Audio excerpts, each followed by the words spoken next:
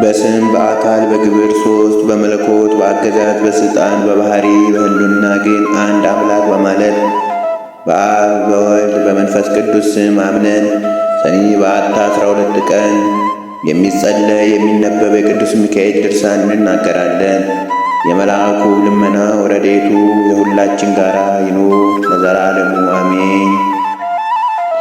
ይህ ድርሳን ቅዱስ ሚካኤልን እጅግ አድርጎ ከሚወድ የአብያተ ክርስቲያናት ሁሉ ቀዳሚ በኩር የምትሆን የአክሱም ጳጳስ ዮሐንስ የደረሰው ነው። ፊልቅያ በምትባል ሀገር ሃይማኖቱ የጸና አስተራኒቆስ በሚባል አንድ ታላቅ መኮንን ነበር። የሚስቱም ስም አፎሚያ ይባላል። ሁለቱም እግዚአብሔርን የሚፈሩ የመላእክት ሁሉ አለቃ የሚሆን ቅዱስ ሚካኤልንም በፍጹም ልቦናቸው ይወዱ ነበሩ። በየወሩም በቅዱስ ሚካኤል ስም ከገንዘባቸው እየከፈሉ ለነዳያን ይመጸውቱ ነበር። የበዓሉን መታሰቢያ ያደርጉ ነበር። ከጊዜ በኋላ ባሏ አስተራኒቆስ ታመመ።